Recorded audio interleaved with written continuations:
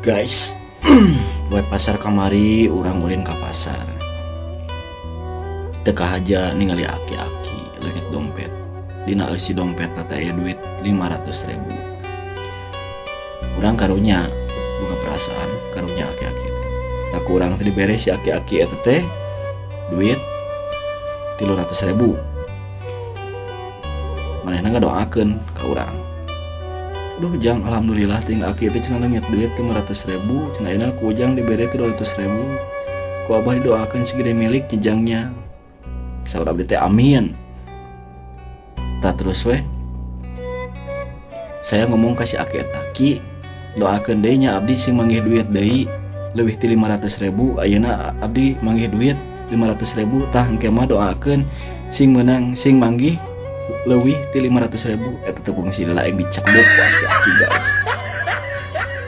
Anu paham pasti nyengir.